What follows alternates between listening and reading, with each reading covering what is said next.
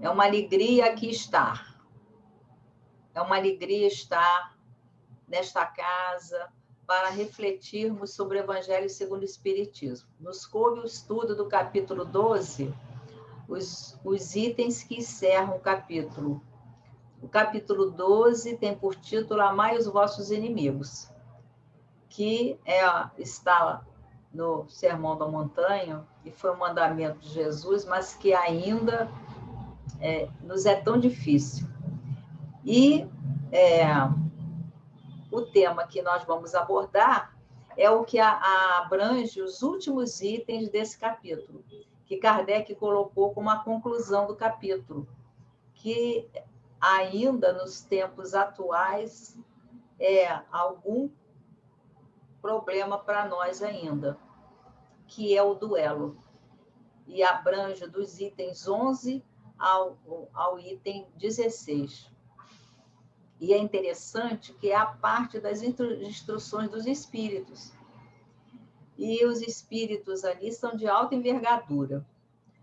Adolfo, bispo de Argel, que se identifica como bispo de Argel. Santo Agostinho, são duas instruções de Santo Agostinho. São Francisco Xavier e o espírito que se assina apenas o espírito protetor. E o último capítulo é o item 16, que é uma nota de Allan Kardec, a respeito das instruções que os espíritos deram sobre o duelo. O que é o duelo? Nós todos já conhecemos, né, o duelo. Historicamente, nós sabemos, e os espíritos nos lembram disso nas nossas instruções, faz parte dos costumes bárbaros ainda dos homens. Selvagens, né? Costumes selvagens. Os espíritos dizem que são um retrato da selvageria e da barbárie. E o duelo, ele tinha todo um rito de a ação, de execução. Exigiam testemunhas, né? Exigiam testemunhas, as armas tinham que ser acordadas. Então, havia toda uma preparação, todo um planejamento para que o duelo se realizasse. E o duelo sempre terminava em morte, em sangue. E o que levava a que duas pessoas se desafiassem? Era o orgulho, que fazia com que qualquer palavra, qualquer provocação era considerado um ultraje. Se a pessoa se sentisse ultrajada, desafiava o outro para um duelo. E esse duelo era a forma, segundo os costumes, era a forma de lavar a honra. Existia até uma expressão, né, lavar a honra com sangue. E nós vivemos isso no século XIX. Kardec coloca isso até na Revista Espírita, e os espíritos fazem menção a isso. No século XIX, na França e no Ocidente, já começava a se tornar ilegal. As leis foram se modificando e já não era mais considerado uma coisa legal. Se tornou um crime. E, então, foram caindo em desuso. Mas ainda havia duelos, né, clandestinos, né, se mantinham. Então, por isso que os espíritos dedicam 5 instruções, Kardec coloca aí 5 instruções para tratar dessa prática que ainda acontecia. E no último item é o próprio Kardec que faz comentários.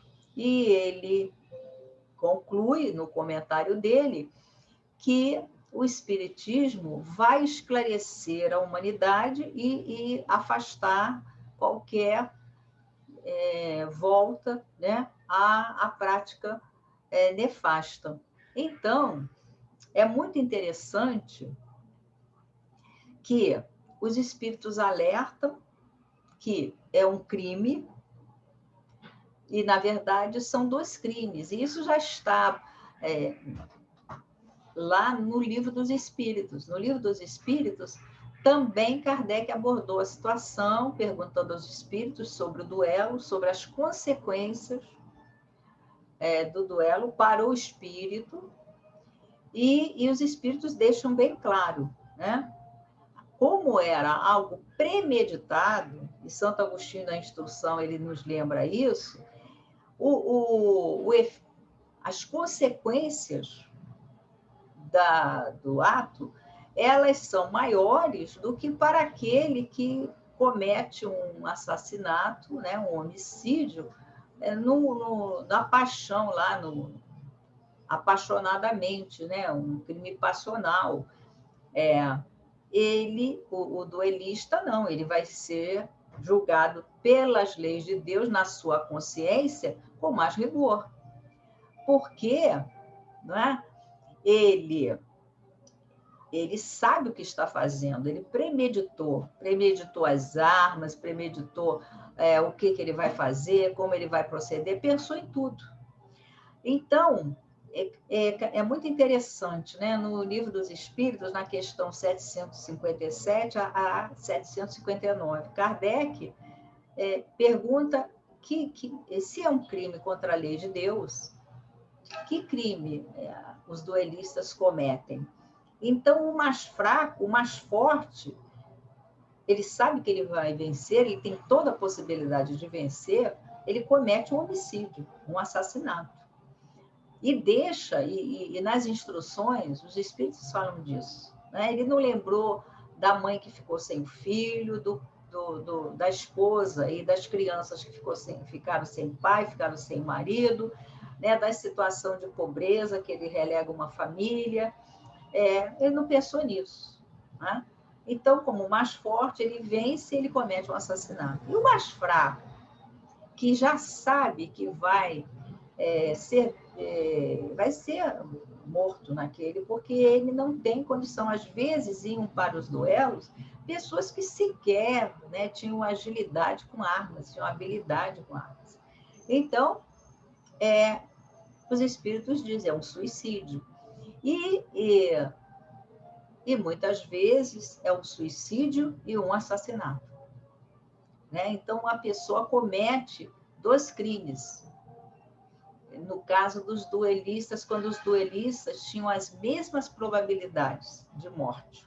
Eles estavam no mesmo grau de habilidade com armas e eles estavam... qualquer um deles podia morrer ou matar. E aí os espíritos dizem que é um suicídio e um assassinato. Que ele mata alguém, né?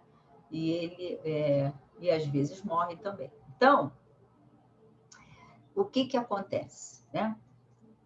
É muito interessante, porque nós pensamos, né, quais seriam os efeitos. Porque hoje ainda há, muitas vezes, pessoas, né, os espíritos ainda nos lembram que existem pessoas, né, e naquela época também, que as pessoas já saíam armadas para a rua porque podia acontecer qualquer coisa. Eles esperavam que eles podiam, de repente, estar lá num conflito e que se resolvia pelas armas, né? Pelo sangue, lavando a honra com sangue. Então, as pessoas já saíam de casa preparadas para tal. Então, na rua, às vezes nem conhecia a pessoa e acontecia. Hoje nós vemos, às vezes, acontecer isso, né? No trânsito, a gente vê muito. Então, quais seriam os efeitos, né, de uma atitude planejada, pensada? E aí nós lembramos de um livro que é de Vitor Hugo, o espírito é Vitor Hugo, e a médium é a primeira médium literária do Brasil, a Zilda Gama.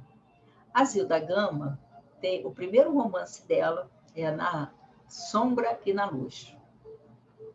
E ela conta a história de 3 espíritos envolvidos em 2 encarnações em duelos. E a terceira encarnação programada, todas elas programadas, mas não estavam, os duelos não estavam programados. A terceira encarnação expiatória. E todas, Vitor Hugo esclarece, aconteceram do século XIX. As 3 encarnações aconteceram no século XIX. Então, numa primeira encarnação, eram 2 amigos, muito amigos, Paulo e Carlos, e uma mulher, a Elizabeth, que nós vamos manter os mesmos nomes para não fazermos confusão, senão nós já não sabemos mais quem é quem. Então, esses 2 amigos, Carlos era casado com Elizabeth e Paulo, muito amigo do casal. E Paulo seduz Elizabeth e existe um duelo. Tá? Elizabeth acaba num prostíbulo e é resgatada por um, segundo o relato de Vitor Hugo, hoje talvez a gente não usasse o adjetivo, mas segundo o relato de Vitor Hugo, por um velho, que dá acolhimento a ela e a protege, e a ampara, e a tira daquele local. Outra encarnação. Eles voltam falidos, evidentemente, e outra encarnação. Segunda encarnação. Na segunda encarnação, eles são primos, os 3, eles são primos. Os 2 primos se apaixonam pela prima. E, por conta disso, vão duelar também. E ela é obrigada a casar-se com um oficial mais velho, que é aquele velho que a amparou na primeira encarnação. Ela se recusa a casar, ela aceita como se ela fosse casar. E no dia das núpcias, ela se suicida. Então, nós temos uma terceira encarnação expiatória. E aí esses 3 personagens estão no mesmo núcleo familiar mais uma vez. Carlos, que era o verdugo, né, de Paulo e Elizabeth, ele vem como o pai. Paulo nasce cego. E Elizabeth é irmã de Paulo, uma jovem linda, né? Então, o primeiro filho é essa jovem linda, primeiro filho de Carlos, essa jovem linda, parecia um anjo, belíssimo, meiga, doce. E depois nasce Paulo, cego. O pai sempre o rejeitou, sempre o escorraçou, com palavras rudes mesmo, dizendo que ele era um inútil, um inválido, que não serviria para nada. E um dia, o pai, uma família muito pobre, com muitas dificuldades, sofre um acidente e perde o braço decepado. E ele fica também comprometido na sua mobilidade. Ele acaba ficando paralítico e termina a sua vida cego. E nessa situação, a Elizabeth, naquelas meiguice, descobriu a doutrina espírita. E Paulo, e vai ler para Paulo, Paulo é cego, vai ler para Paulo o Livro dos Espíritos, os livros de Kardec. Então, ele conhece Kardec, conhece todos os estudiosos através da voz da Elizabeth, sua irmã. Porque ele tinha muito amor por ela e ela muito amor por ele. Vamos lembrar que lá na primeira encarnação, Elizabeth e Paulo se apaixonaram. E aí, voltamos para a nossa encarnação expiatória. Janete contrai a tuberculose, morre jovem. E Paulo, 10 meses depois da sua morte, morre também. No final da vida, o pai pede perdão a Paulo.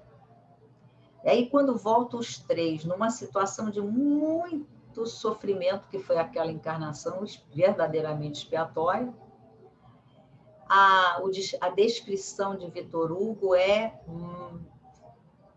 maravilhosa, de como eles foram recebidos, porque naquela encarnação, porque depois ele vai passar a doutrina espírita para o pai Carlos, então naquela encarnação eles haviam resgatado os erros do passado. Então, por um duelo. Então, os espíritos alertam isso, né? As consequências são muito graves. Eles falam de torturas morais, que é exatamente isso, né? E as torturas que nós teríamos que enfrentar nas reencarnações. E hoje, como é esse duelo? Né? Como é esse duelo? É interessante, vou contar um segredo para vocês.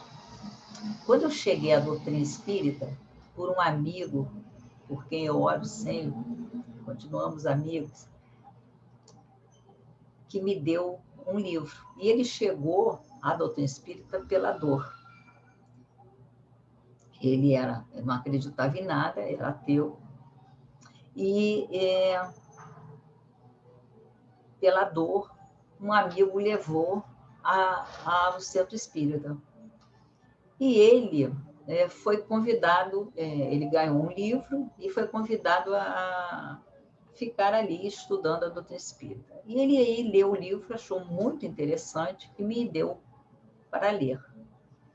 Era o primeiro livro do Chico das Cartas às Mães, daqueles jovens, a primeira mensagem da Volquimar, do edifício Joelma. Tem o Augusto, tem o Jair Presente, o Augusto César, o Jair Presente. Quando eu li o livro, me impactou muito, né? Me impactou muito. E aí eu quis ler o outro, aí ele me deu o livro em sequência. E eu fiquei impressionada como é que o Chico não poderia saber daqueles detalhes. Não havia como. E aí eu quis saber sobre doutrina espírita. E aí ele me deu o Livro dos Espíritos, o Evangelho segundo o Espiritismo, que eu devorei. E aí perguntei para uma amiga que era espírita e qual seria um centro sério e confiável. E ela me encaminhou ao Lar de Teresa. E sou cria do Lar Teresa, estou do Lar Teresa até hoje. Então, quando eu abri o Evangelho, porque aí foi me orientado, abra aleatoriamente, né? E aí reflita sobre as mensagens, aquilo que nós dizemos para as pessoas, me disseram. E aí, quando eu abria, saía o duelo. Eu lia o duelo e fui, né, orientada a refletir sobre o que aquilo repercutia na minha vida. E eu fiquei pensando, mas isso, né, já passou, não existe mais, né, duelo. Por que eu, né? Aí eu não via razão para abrir no duelo.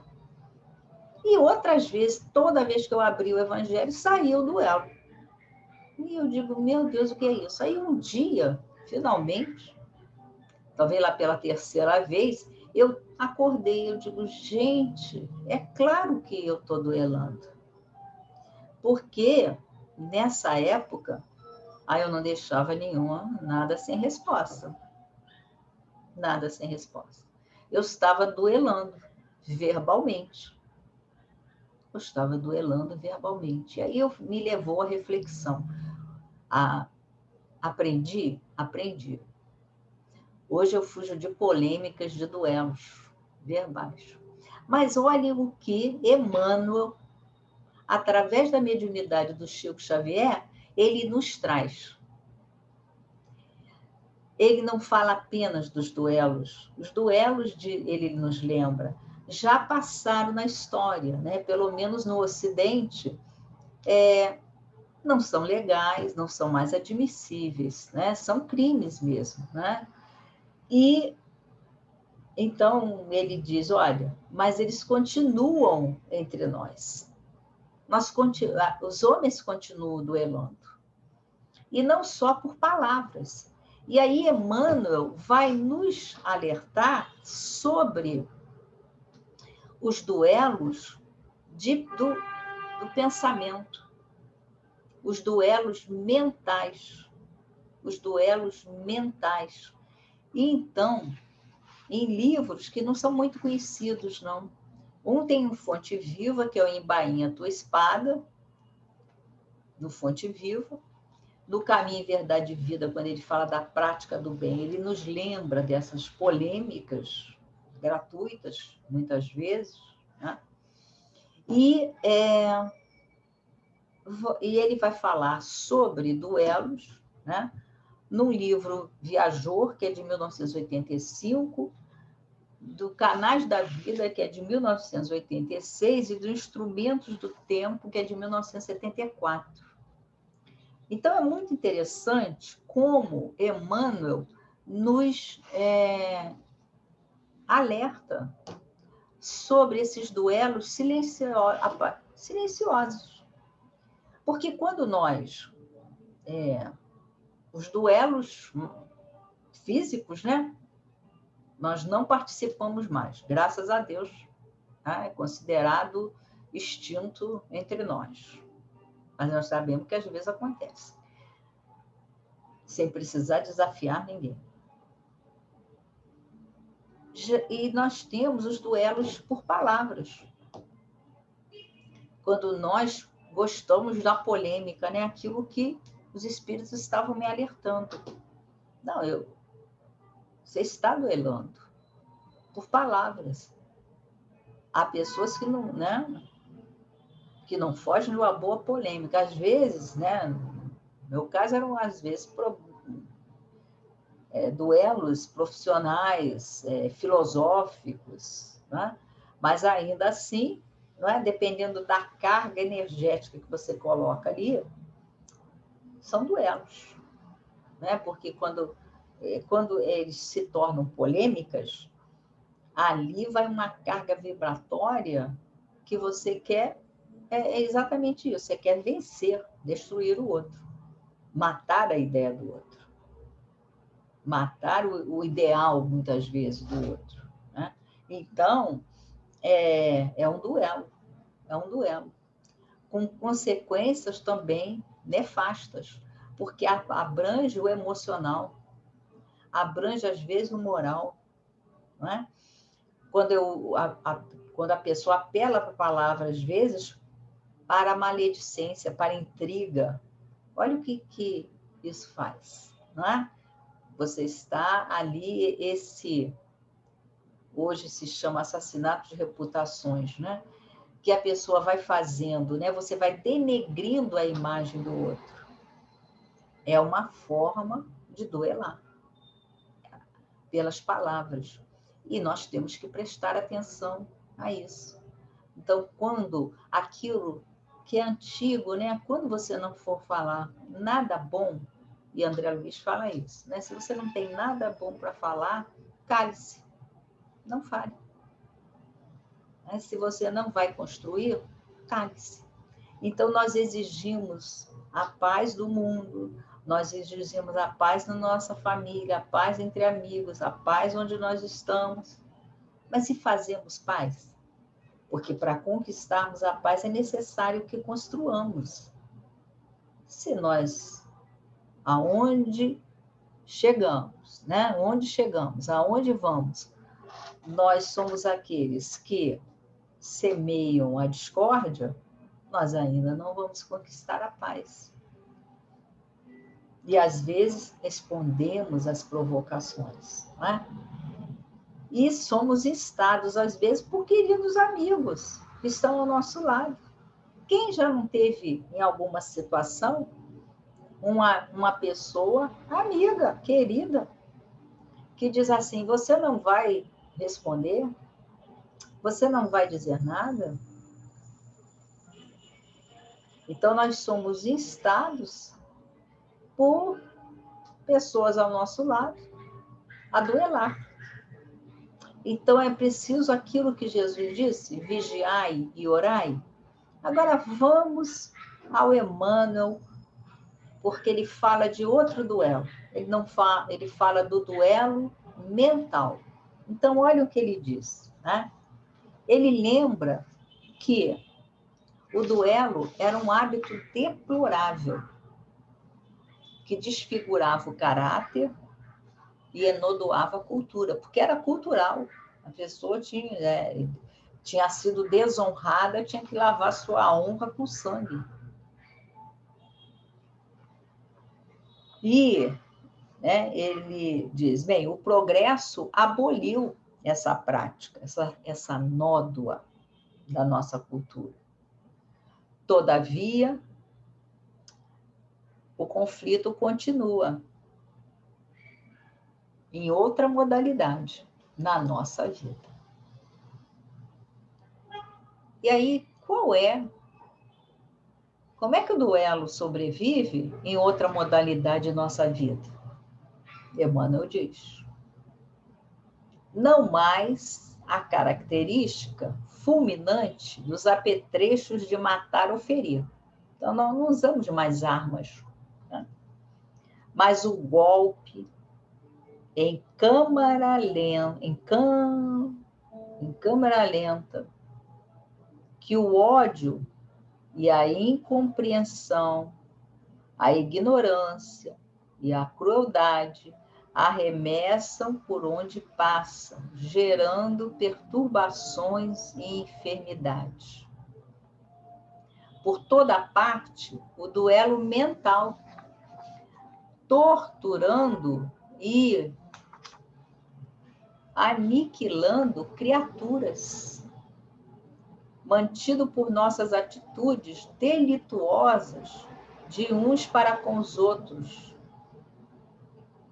quando não se exprime sem forma perceptível aos sentidos comuns, a feição de troca de dardos invisíveis, penetrando os corações, arrojando-os muitas vezes aos tormentos do hospício ou à vala da morte. Existe tortura psicológica silenciosa, não é? São raios. E aí, Emmanuel, uma outra mensagem que está em Instrumentos do Tempo, né, são livros que nós não conhecemos muito, em geral, né, não é conhecido pelas pessoas, né? Ele vai falar que existe uma atividade ruinosa em quase todos os lares, em quase todas. Olha o que Emmanuel diz. Em quase todos os lares, em quase todas as instituições, vemos a atividade ruinosa dos projéteis do pensamento desvairado. E aí, olha o que ele... Nós entendemos hoje esses projéteis porque André Luiz nos fala deles na sua obra, que o nosso pensamento são ondas cerebrais, né? Então, são ondas mentais, cerebrais, que são como dardos mesmo.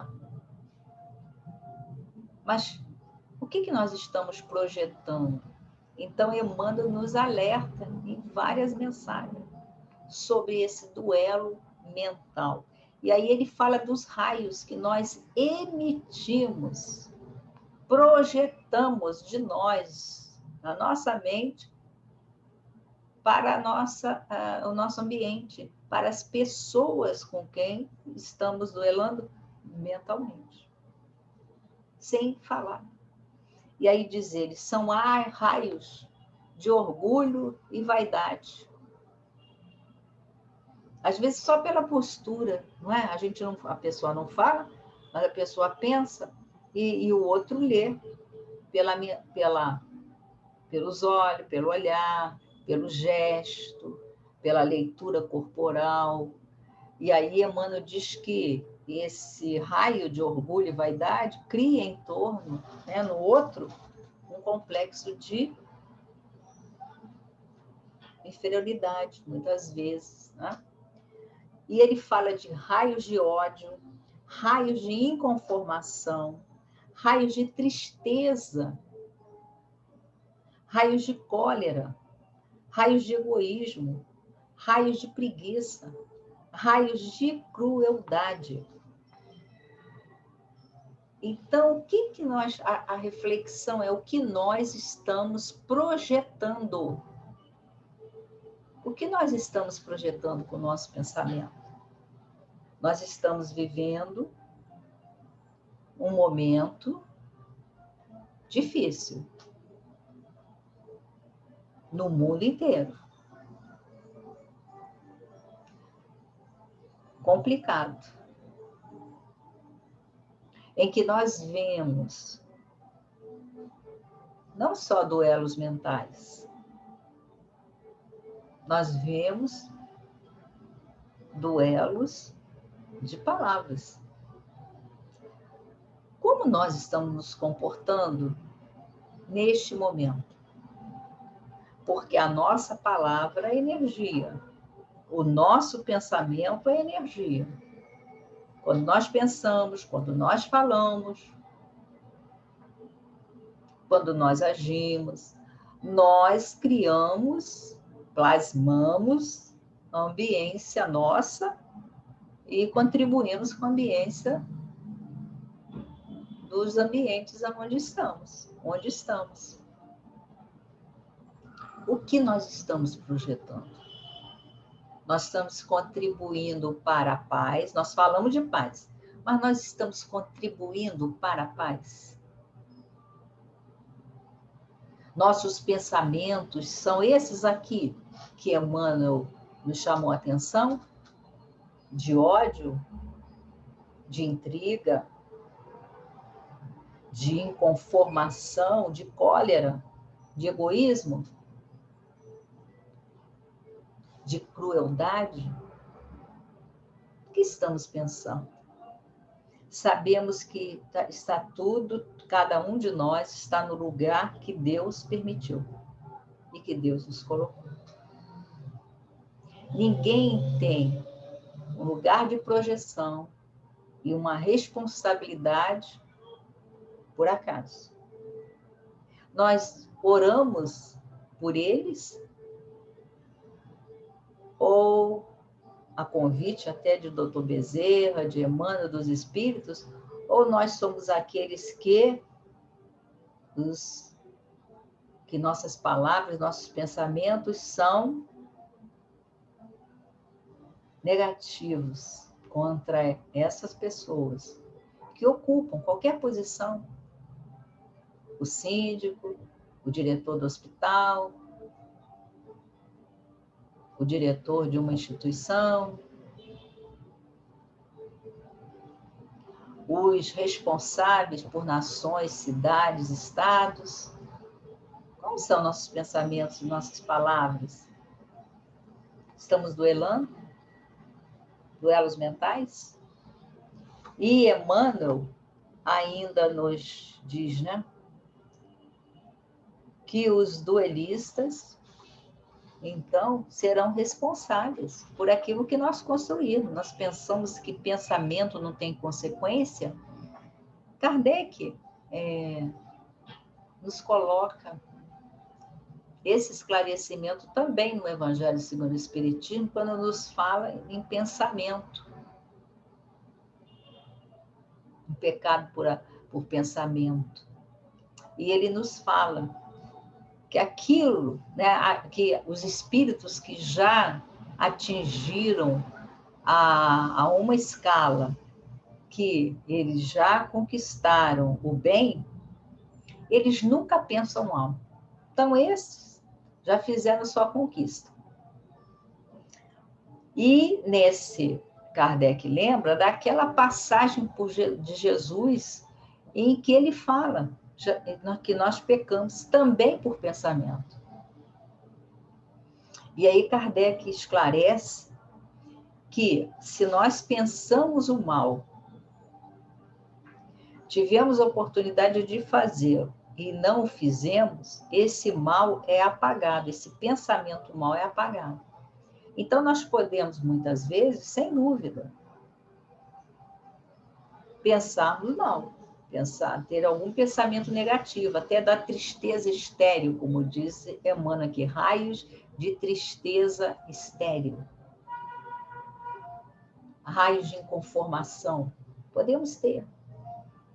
Mas no mesmo momento, elevemos o vigiar e orai, elevemos o pensamento, oremos, peçamos a Deus que nos ajude, que saiamos daquele momento, coloquemos uma música, leiamos um bom livro, uma mensagem, tantas mensagens edificantes da nossa doutrina, tantos livros da nossa doutrina, saiamos ali daquele pensamento.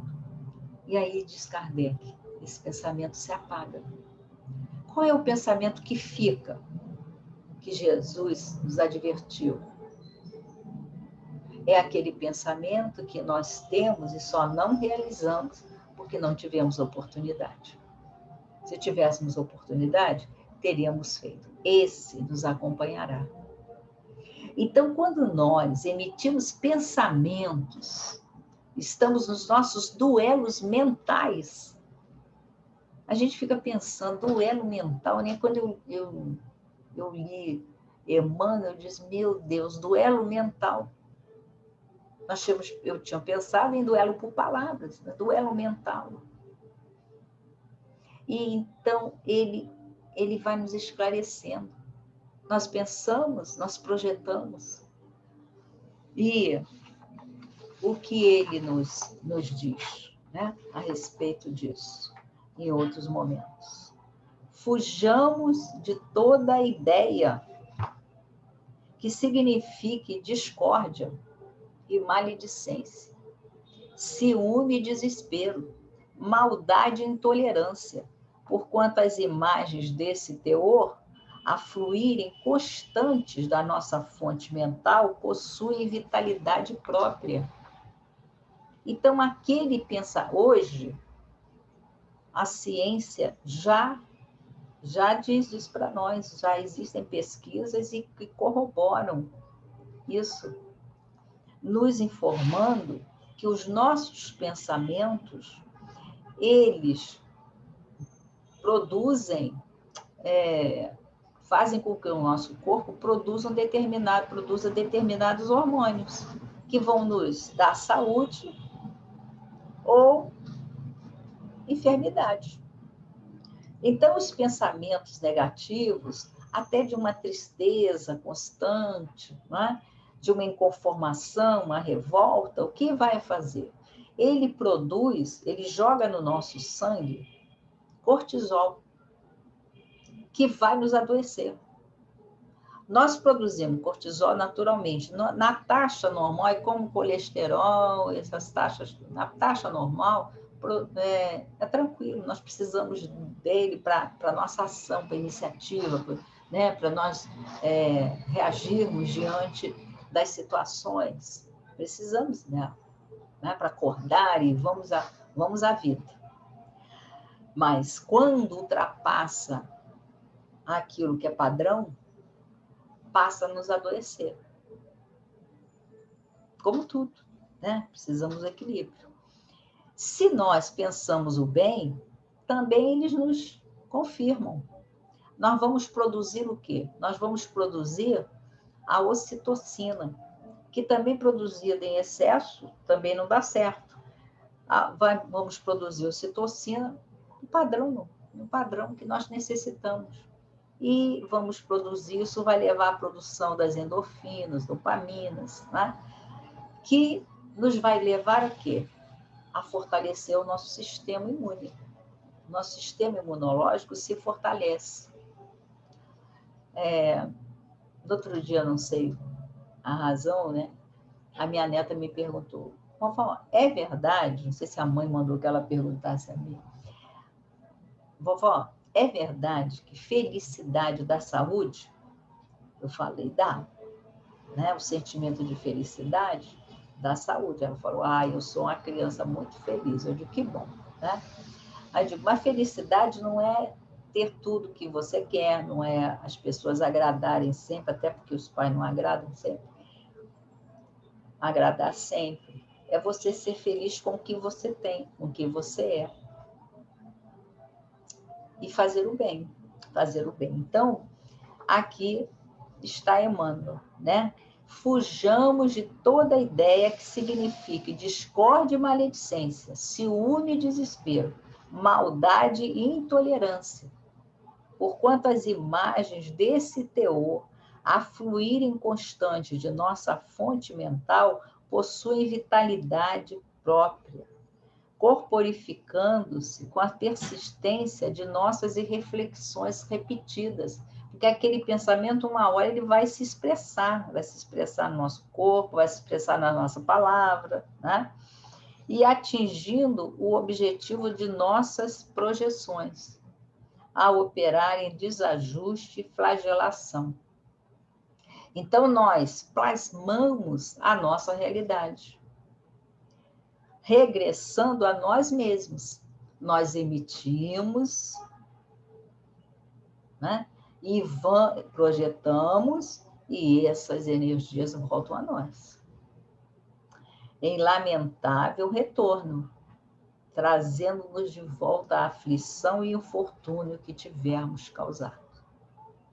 O amor é lei universal, mas a justiça segue serena e inexorável, para que todos nós tenhamos no caminho o justo pagamento de nossas próprias obras. Como disse Jesus, a cada um segundo as suas obras, né? Então,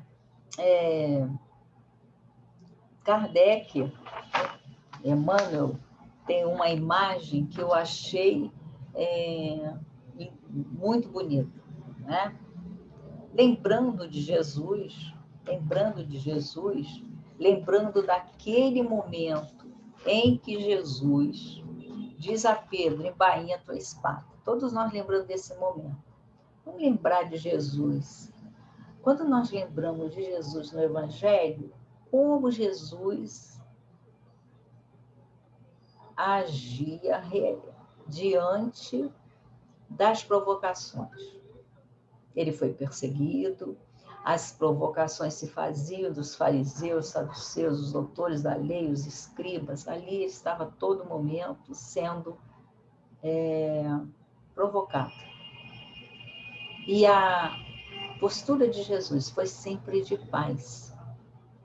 E Emmanuel, no Fonte Viva, na página Embainha a tua espada, ele nos lembra desse momento em que ele está no Horto das Oliveiras, os guardas chegam para buscá-lo, Judas é o guia dos guardas, mostra, né, dá uma senha àquele que o beijar, ele chega perto de Jesus, né?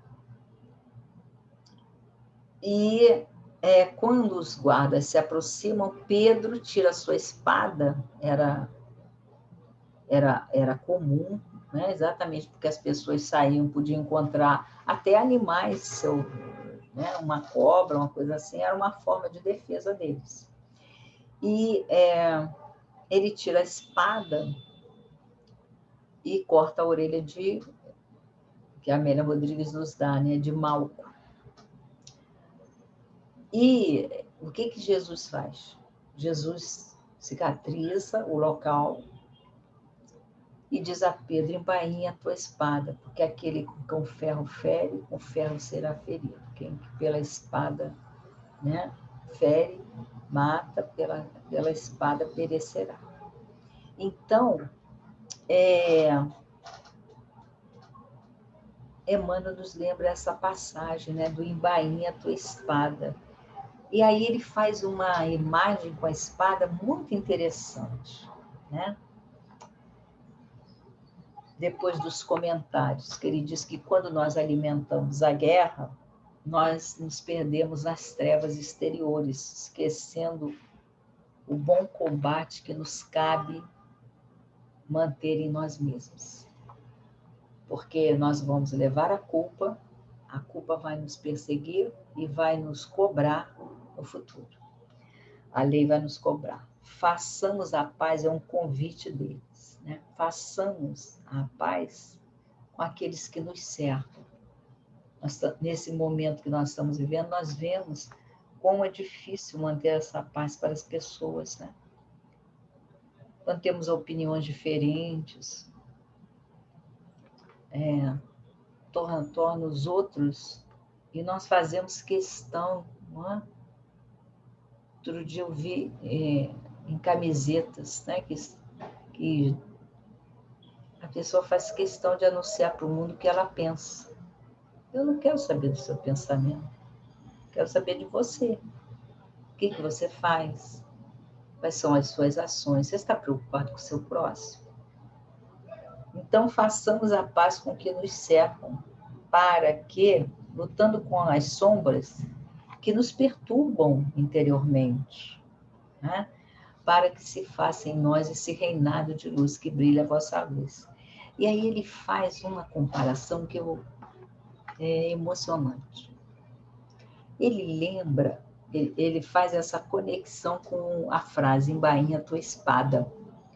Embainha tua espada, e ele lembra da imagem da cruz. E lembra que a imagem da cruz é a espada, a lâmina voltada para baixo. Olha que interessante, porque a cruz, né, realmente, ela tem o formato dela, ela nos lembra uma espada. Mas aí Emmanuel diz que é como uma espada com a lâmina voltada para baixo. E ele diz assim, que nós vivemos de lança em riste. Hoje nós vivemos de língua em riste. E pelo que Emmanuel nos traz, de mente em riste também. Né? De lança em riste, jamais conquistaremos o bem que desejamos. A cruz do Mestre tem a forma de uma espada, com a lâmina voltada para baixo. Recordemos assim que, em se sacrificando sobre uma espada simbólica devidamente ensarilhada, é que Jesus conferiu ao homem a bênção da paz com felicidade e renovação. Vou repetir. Recordemos que, em se sacrificando sobre uma espada simbólica, a cruz, devidamente ensarilhada, a lâmina voltada para baixo, é que Jesus conferiu ao homem a bênção da paz, com felicidade e renovação. Então, aquela cruz era a espada ensarilhada. Então, vamos pensar em Jesus, né? Como Jesus nos fala naquele momento,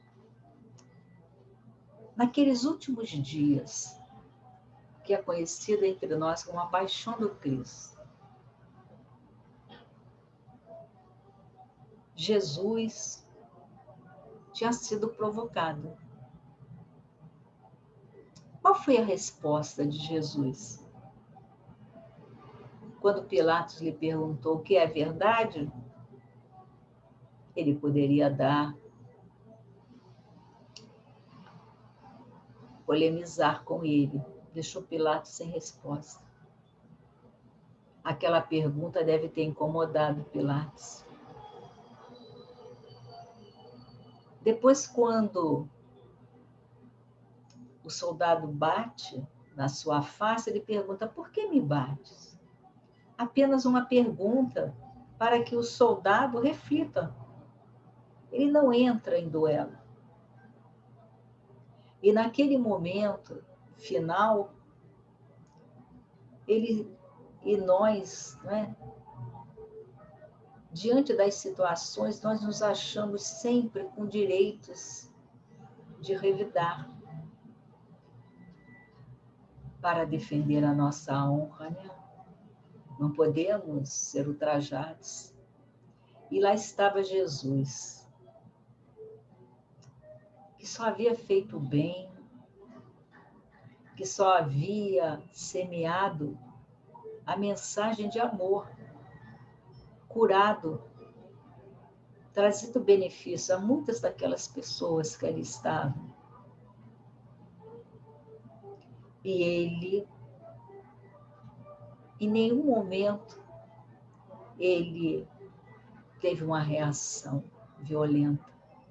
Judas até esperava a intervenção dos anjos para que ele se revelasse o Rei dos Reis, o Messias esperado, que seria o maior. Mas ele era o maior. E ali, entregando sua alma a Deus, ele diz: Pai, perdoa-os, porque não sabe o que faz. Aí eu amai os vossos inimigos. O título do nosso capítulo de hoje, do estudo de hoje. Nós duelamos ainda, porque nos vemos com tantos direitos e às vezes tão poucos deveres.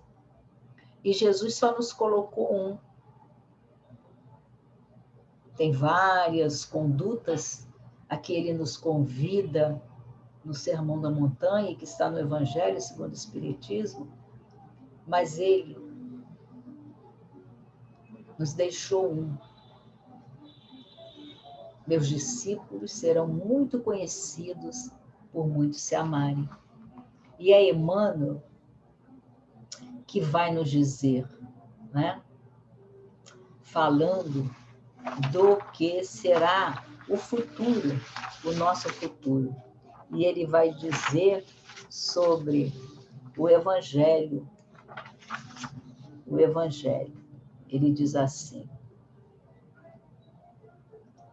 assim como as convenções impuseram o repouso da espada entre amigos na obra da civilização, o Evangelho consolidará o serviço legítimo da educação espiritual, em cuja grandeza aprendemos a ver circunstâncias e pessoas no lugar que lhes compete, encontrando a verdadeira felicidade no dever de servir com aquele que, pelo reino do amor, não hesitou em aceitar o sacrifício à cruz por normas de aquisição da paz inextinguível.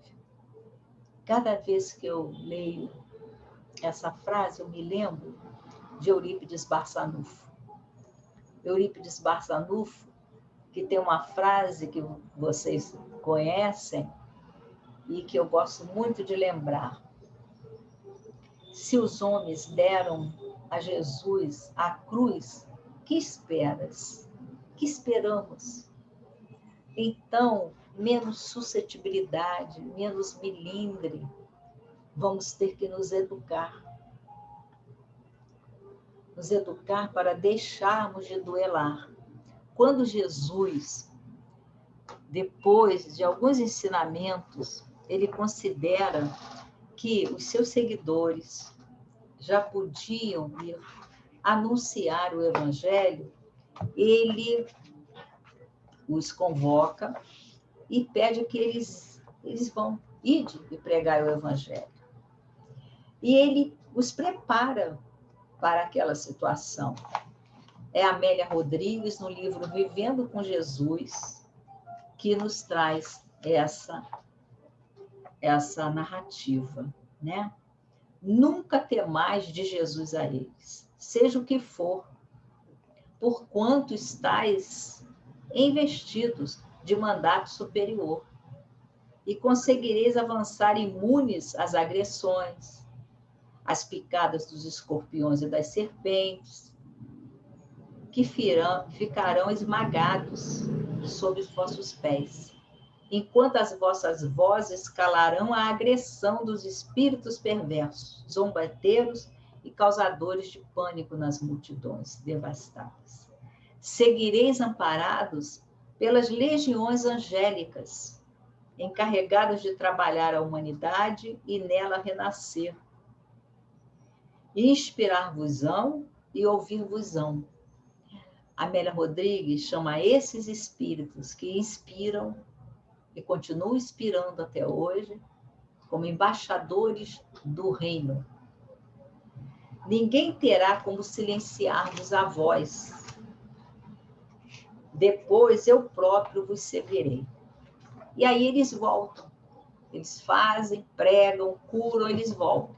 E relatam para Jesus o que aconteceu. Né? Em toda parte, proclamamos a Era Nova, explicando que um reino de paz se acercava. Desafiados por saduceus e pretorianos, perseguidos por fariseus, assim como pela malta sempre revoltada, submetemos espíritos vingativos. Nenhum mal nos aconteceu e sempre conseguimos anunciar o amanhecer de um novo tempo. Algumas cidades de prazer e de loucura gargalharam das nossas palavras, mas sempre encontramos infelizes à espera de compaixão e de ajuda. Vimos rostos desfigurados pela lepra sorrir de alegria e vidas despedaçadas recomporem-se. Estão lançadas as balizas do reino que vos pertence, Senhor. E Jesus, então, os acolhe. E Amélia Rodrigues faz os seguintes comentários ao final. Passaram muitos séculos. Seus embaixadores continuam renascendo em todas as épocas, proclamando a Boa Nova. E os ouvintes permanecem moucos, com sentimentos enrigelados nas paixões vergonhosas.